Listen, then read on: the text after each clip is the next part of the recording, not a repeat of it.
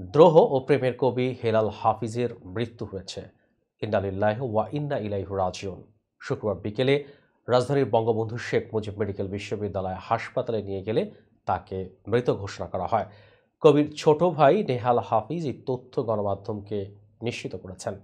জানা গেছে, হেলাল হাফিজ শাহবাগের সুপার হোম হোস্টেলে থাকতেন। সেখানে ওয়াশরুমের দরজা খুলে অচেতন অবস্থায় দেখতে পাওয়া যায়। বেলা 2:15টার দিকে ওয়াশরুমের দরজা খোলা হয়। ধারণা করা হচ্ছে তিনি পড়ে গিয়ে মাথায় আঘাত পেয়েছিলেন। জাতীয় প্রেসক্লাবের সাধারণ সম্পাদক কবি হাসান হাফিজ বলেন, প্রয়াত হেলাল হাফিজের জানাজা আগামীকাল বাদ জোহর রাজধানীর জাতীয় প্রেসক্লাবে অনুষ্ঠিত হবে বলে প্রাথমিকভাবে সিদ্ধান্ত হয়েছে।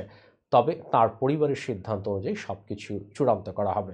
আজ রাতে তার মরদেহ রাখা হবে বঙ্গবন্ধু শেখ মুজিব মেডিকেল বিশ্ববিদ্যালয়ের হিমাগারে। কবি হেলাল হাফিজ ঢাকা বিশ্ববিদ্যালয়ের বাংলা বিভাগের ছাত্র ছিলেন। উত্তাল 60-এর দশকে হয়ে ওঠা তার কবিতার উপকরণ।